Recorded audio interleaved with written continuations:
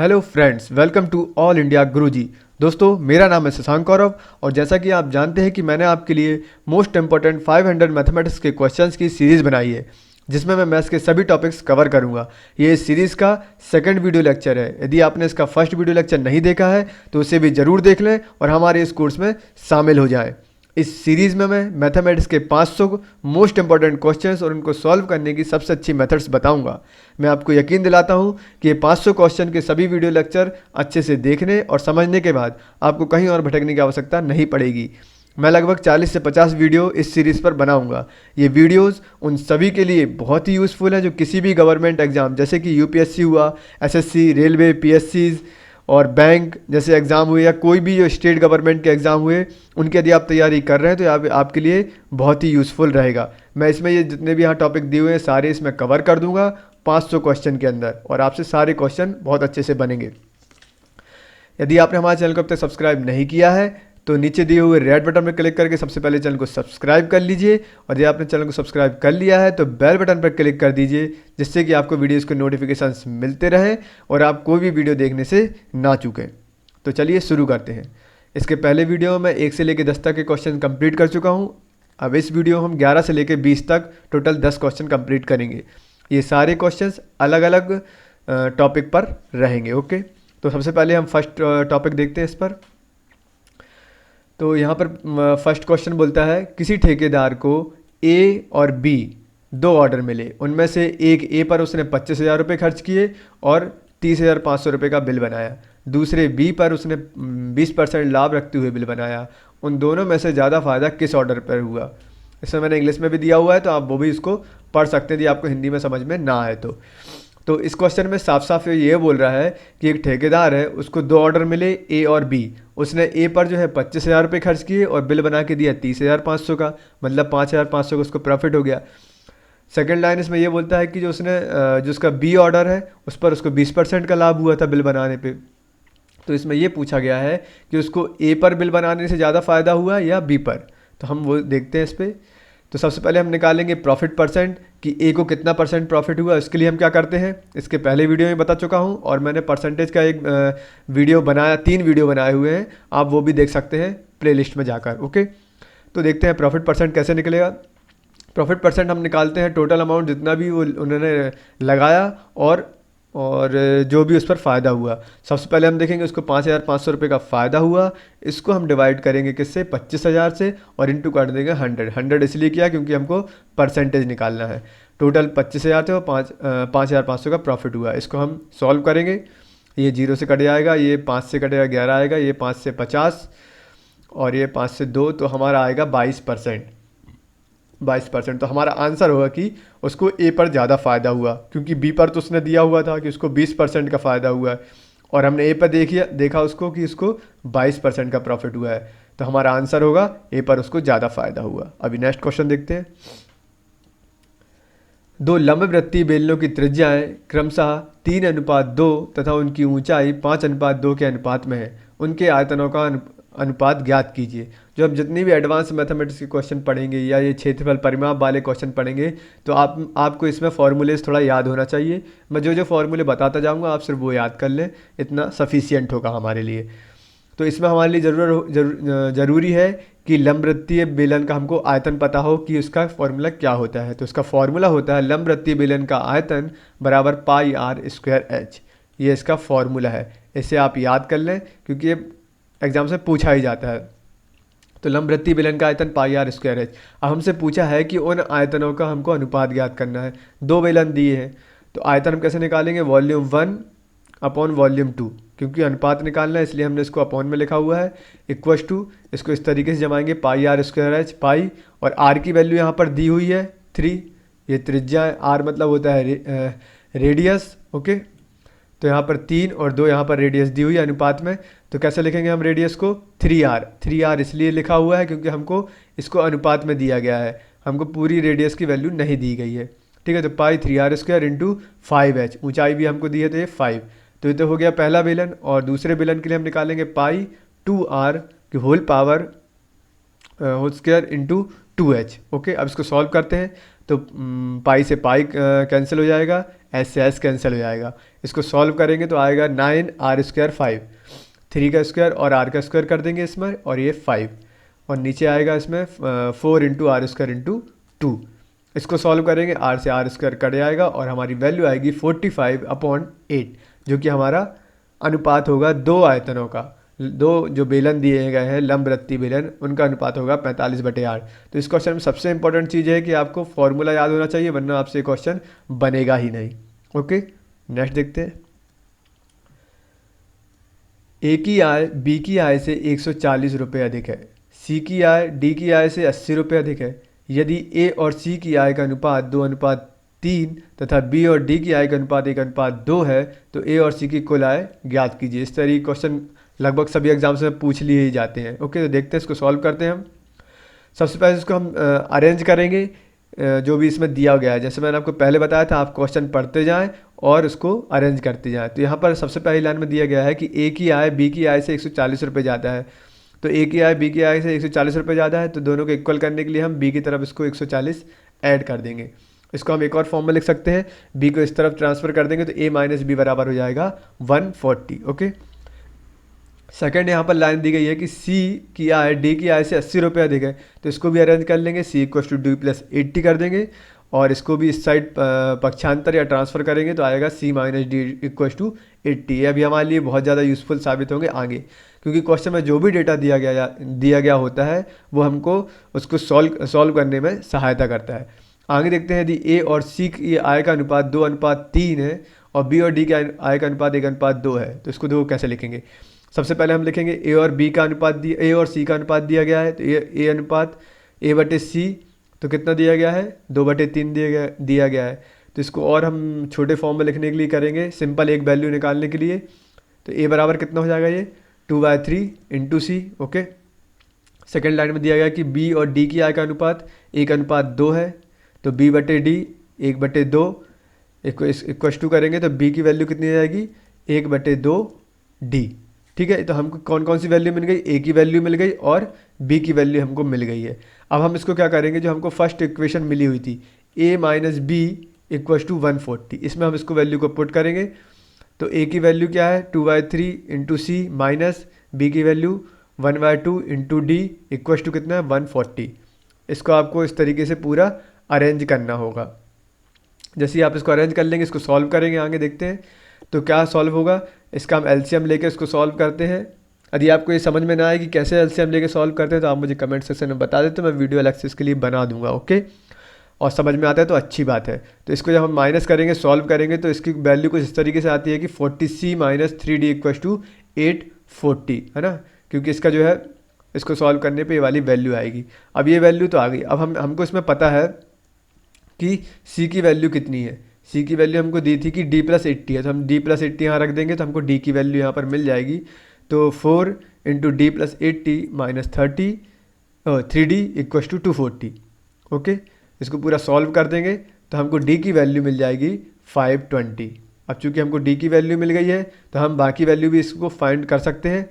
तो हम क्या करेंगे, C इक्वल टू कितना कर देंगे, C इक्वल टू कितना कर देंगे, 520 प्लस 80। ओके, 520 प्लस 80 कर देंगे तो हमारी वैल्यू आ जाएगी 600। ठीक है, क्योंकि D की वैल्यू हम यहाँ पर रखेंगे, D की वैल्यू यहाँ पर रखेंगे, तो ये आएगी 520 और 80, तो ये आएगा 600। अब हमको निकालना है A की वैल्यू, क्योंकि हमसे पूछा गया है कि A और C की कुल आय निकालना है। तो C की तो हमने निकाल ली 600। A की निकालने के लिए हम क्या करेंगे, A के निकालने के लिए हमको ये फॉर्मूला हमने जो निकाला था, जो हम वैल्यू निकाली थी कि इस पर C की वैल्यू हम पुट कर देंगे। तो 2/3 इंटू 600 तो कितना हो जाएगा, 400। अब A प्लस C करेंगे तो हमको इसकी वैल्यू मिल जाएगी 1000, जो कि हमारा आंसर होगा। आपको थोड़ा सा लेंदी पड़ गया है, लेकिन आप जब प्रैक्टिस करेंगे तो आपको ये बहुत जल्दी बन जाएगा। एक बार और शॉर्ट में जल्दी बता देता हूँ, और आपको तब भी समझ में ना आए तो आप वीडियो को रिवाइंड कर लें। सबसे पहले तो हम क्या करेंगे, इसको क्वेश्चन के हिसाब से अरेंज करेंगे। A equal to B plus 140 और A माइनस बी 140 कर देंगे। ऐसे ही सेम C की वैल्यू पुट करेंगे और C माइनस D 80 कर देंगे। इसके बाद सेकंड लाइन पढ़ेंगे, तो इसमें अनुपात दिया गया तो A/C 2/2/3, तो A की वैल्यू यहाँ से निकाल लेंगे, यहाँ से फिर B की वैल्यू निकाल देंगे, A और B की वैल्यू पुट कर देंगे यहाँ पर, और हमको फिर ये पूरी वैल्यू यहाँ पर मिल जाएंगी और हमारा आंसर होगा 1000। नेक्स्ट देखते हैं, ये 14 नंबर क्वेश्चन है। एक व्यक्ति अपने बगीचे में 5776 आम के पेड़ इस प्रकार लगाता है कि प्रत्येक पंक्ति में उतने ही पेड़ हैं जितने की बगीचे में पंक्तियों की संख्या है। तो पंक्तियों की संख्या ज्ञात कीजिए, मतलब कि पेड़ भी उतने ही हैं और पंक्तियां जो हैं, रोज जो हैं, वो भी सेम है, इक्वल है। ओके, तो हम इसको देखते हैं। सबसे पहले हम देखेंगे कि नंबर ऑफ रोज कितनी है। तो हमने मान लिया कि वो n है, क्योंकि जितनी रोज हैं, जितनी पंक्तियां हैं, उतनी ही उसमें क्या है, आम के पेड़ लगे हुए हैं। तो नंबर ऑफ ट्रीज इन अ रो वो भी n होगा। अब कुछ नहीं करना है, हम इसको क्या करेंगे, n इंटू एन कर देंगे, क्योंकि जितनी पंक्तियां उतनी उसमें आम के पेड़ लगाए गए हैं। तो n इंटू एन करेंगे तो इक्वल टू कितना हो जाएगा, 5776। ओके, तो ये हो गया n स्क्वायर और n की वैल्यू आएगी 76, क्योंकि 76 का स्क्वायर होता है 5776। ओके, तो सिंपल था, केवल क्वेश्चन देख के आपको इसको सॉल्व कर सकते थे, और जिसको स्क्वायर याद होंगे तो वो तो डायरेक्ट इस क्वेश्चन को सॉल्व कर सकता है। नेक्स्ट देखते हैं, यहाँ पूछा गया है, यह मानते हुए कि tan theta plus 15 degree equal to √3, तो थीटा का मान बताइए। ये क्वेश्चन अभी CHSL के एग्जाम हुए थे, मल्टीटास्किंग के एग्जाम हुए थे, इसमें पूछ रहे थे, हर शिफ्ट में ये वाला क्वेश्चन आ रहा था, मतलब इस तरीके के पैटर्न का क्वेश्चन आ रहा था। ये बहुत ही सिंपल होता है इस तरीके के क्वेश्चन को करना। देखते हैं, सबसे पहले हम लिख लेते हैं tan theta plus 15 degree equal to √3। Okay, अब tan theta plus 15 degree equal to tan 60। tan 60 हमने क्यों लिखा हुआ है, क्योंकि जो √3 वैल्यू है वो tan 60 की होती है। तो आप ये वैल्यूज़ को याद कर लें। ओके, तो हमने इसको tan 60 के फॉर्म में इसलिए लिख लिया क्योंकि हम इसको कट करने में आसानी होगी। हम इसको कट कर देंगे तो थीटा की वैल्यू हम आसानी से फाइंड कर सकते हैं। तो theta plus 15 degree equal to 60, और तो थीटा की वैल्यू कितनी आ जाएगी, 45। तो ये आपने देखा बहुत आसान होता है इसको सॉल्व करना, लेकिन बच्चे इसको छोड़ देते हैं। हमको यदि वैल्यू पता हो कि tan sin cos इनकी वैल्यूज़ क्या होती है 0 डिग्री, 30 डिग्री, 60 डिग्री, 90 डिग्री पर, तो हम क्वेश्चन को ईजिली सॉल्व कर पाएंगे, वो भी कुछ ही सेकेंड में। ओके, नेक्स्ट क्वेश्चन देखते हैं। एक आदमी धारा की प्रतिकूल दिशा में 12 किलोमीटर प्रति घंटा और अनुकूल दिशा में 18 किलोमीटर प्रति घंटा की गति से नौका चला सकता है।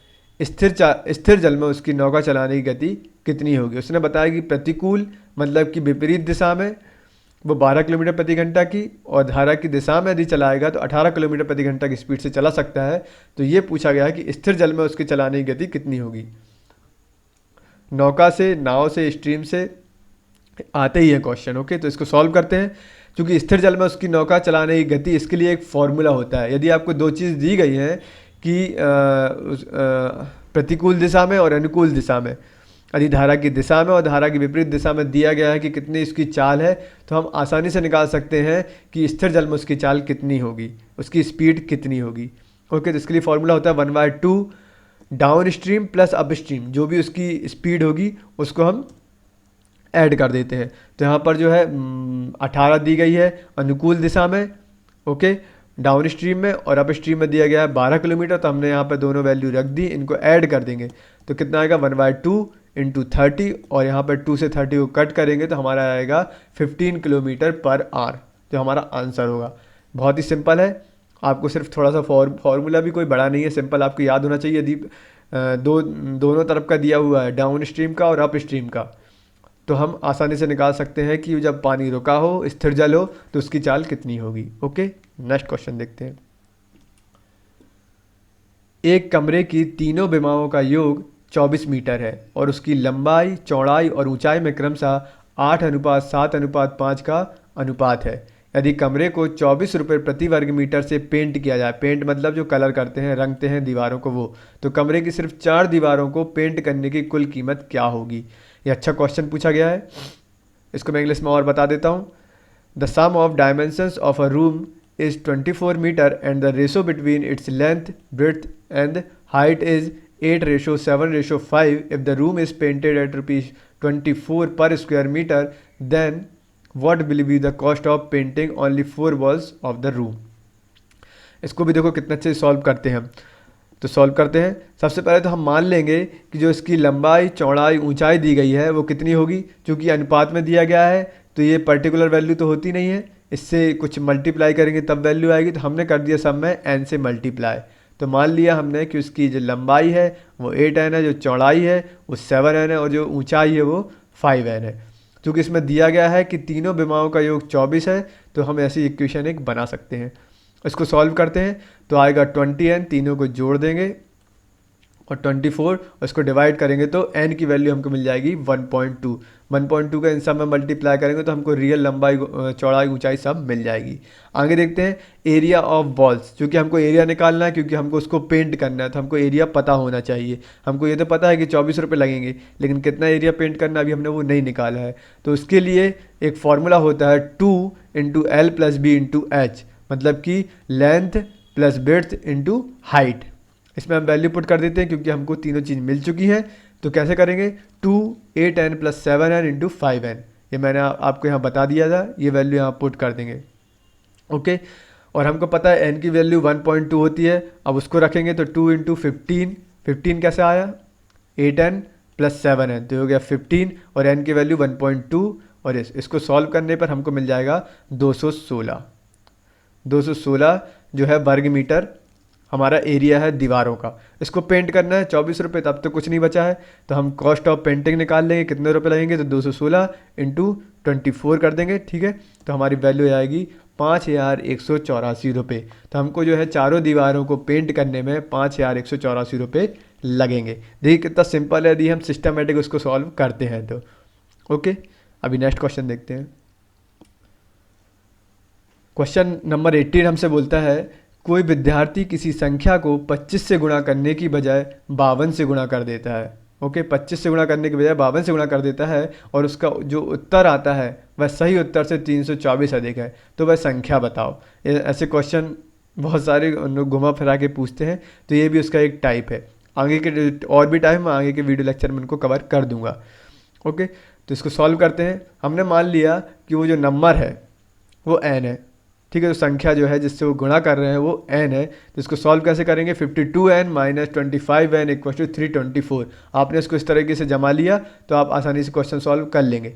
n इसलिए लिख दिया क्योंकि यहाँ पे 52 से गुणा कर रहे हैं, किस में कर रहे हैं, जो संख्या है, और संख्या हमको फाइंड करना है। तो 52 से हम 25 में भी n इसमें मल्टीप्लाई कर दिया और इक्वल टू 324 होगा। यदि हम जो ज़्यादा संख्या उससे कम घटा देंगे तो हमको संख्या पता चल जाएगी कितनी है। तो इसको सॉल्व करेंगे, 27n इक्वल टू 324 और n इक्वल टू आ गया 12। तो वो संख्या कितनी है, 12 है, जिसमें ये 25 से गुणा करने की जगह 52 से गुणा कर रहे थे और आंसर आ रहा था इनको 324 ज़्यादा। ठीक है, तो वो संख्या कितनी है, 12 है। नेक्स्ट क्वेश्चन देखते हैं। नेक्स्ट क्वेश्चन हमसे पूछा गया है यदि त्रिभुज ABC 16 सेंटीमीटर भुजा वाला समबाहु त्रिकोण हो तो त्रिकोण की ऊंचाई बताओ। सबसे पहले आपको पता होना चाहिए कि समबाहु त्रिकोण क्या होता है। इक्विलैटरल ट्रायंगल, समबाहु त्रिकोण वो होता है जिसकी तीनों भुजाएं बराबर हो। ऐसा त्रिभुज जिसकी तीनों भुजाएं बराबर हो वो होता है समबाहु त्रिभुज। तो इसमें पूछा गया है कि एक त्रिभुज दिया गया है जिसकी जो एक भुजा है 16 सेंटीमीटर है। 16 सेंटीमीटर एक भुजा दी है, मतलब कि तीनों भुजाएं 16-16 होंगी, क्योंकि समबाहु त्रिभुज है, भुजाएं बराबर होती हैं। तो त्रिकोण की ऊंचाई बताना है। इसको सिंपली, इसका एक सिंपल फॉर्मूला है, कुछ नहीं करना है आपको। समबाहु त्रिकोण की ऊंचाई बराबर होता है √3/2 इंटू भुजा। भुजा मतलब होता है साइड जो उसकी दी गई है। इससे आप उसकी ऊंचाई आराम से फाइंड कर लेंगे। और यदि किसी क्वेश्चन में ऊंचाई दी गई है तो आप उसकी साइड भी निकाल सकते हैं इस फॉर्मूले के जरिए। आपको सीधा वैल्यू पुट करना है, इक्वल टू आ जाएगा कितना, √3/2 इंटू साइड कितनी है 16, 2 से इसको कट करेंगे 16 को, तो हमारी वैल्यू आएगी 8√3 सेंटीमीटर। तो आपको सिर्फ ये फॉर्मूला याद हो कि समबाहु त्रिकोण की ऊंचाई बराबर होता है √3/2 इंटू भुजा या साइड। तो आप इसको आराम से सॉल्व कर लेते हैं। घुमा के भी देते हैं क्वेश्चन, हाइट दे देते हैं, भुजा पूछ लेते हैं समबाहु त्रिभुज की, तो वो भी इस फॉर्मूले से सॉल्व हो जाएगा। नेक्स्ट क्वेश्चन देखते हैं। 20 महिलाएं किसी काम को 16 दिन में कर सकती हैं और 16 पुरुष उसी काम को 15 दिन में कर सकते हैं। एक पुरुष और एक महिला के बीच क्षमता का अनुपात कितना है, ये पूछा गया। इस टाइप के क्वेश्चन कई लोगों का दिमाग बहुत ज़्यादा घुमा देते हैं। कई लोग तो इस क्वेश्चन को करते ही नहीं है। स्टूडेंट, मैक्सिमम स्टूडेंट को मैंने देखा है कि वो इस टाइप के क्वेश्चन को छोड़ देते हैं कि ये इतने दिन में करते हैं काम, तो ये कितने दिन में करेंगे। बिल्कुल सिंपल होता है, मैं आपको सॉल्व करके बताता हूँ। देखिए, इसमें दिया गया है कि 20 महिलाएं किसी काम को 16 दिन में कर सकती हैं, तो 20 वुमेन, W जो है वो वुमेन को डिनोट कर रहा है, इंटू 16, और दिया है 16 पुरुष, इसी का हमको 15 दिन में कर सकते हैं, 16m इंटू 15, 16 पुरुष 15 दिन में कर सकते हैं। ठीक है, ये दिया है, ऐसे हमने इसको अरेंज कर दिया। अब हम इसको कट कर देंगे, 16 से 16 कट हो जाएगा, और ये 5 से कट करेंगे तो ये आएगा 3 और ये आएगा 4। अब हमको क्या करना है, इसको m को इस साइड ले आया, w को उसके नीचे कर देंगे, तो m upon w equal to आ जाएगा 4/3। ओके, इसको हम सॉल्व करेंगे तो, क्योंकि ये w को हम यहाँ पर ले आएंगे और 3 को यहाँ इसके 4 के नीचे ले आएंगे। ओके, क्योंकि इसमें पूछा गया है कि एक महिला और एक पुरुष के बीच क्षमता का अनुपात निकालना है, तो इसका हम अरेंज करेंगे m अनुपात रेशो w इक्वल टू 4/3, तो हमारा आंसर होगा। कितना सिंपल था। ठीक है, ऐसी सिंपल और भी मेथड्स मैं आपको बताता रहूँगा। ओके फ्रेंड्स, तो ये थे मैथमेटिक्स के कुछ क्वेश्चंस। नेक्स्ट पार्ट में मैं इसके आगे के 10 से 20 क्वेश्चन और लेके आऊँगा। यदि आपको ये वीडियो पसंद आया तो वीडियो को लाइक एंड शेयर जरूर करें, और साथ में कमेंट करके बताएं कि आपको वीडियो कैसा लगा, ये सीरीज़ कैसे लगी। थैंक यू, जय हिंद।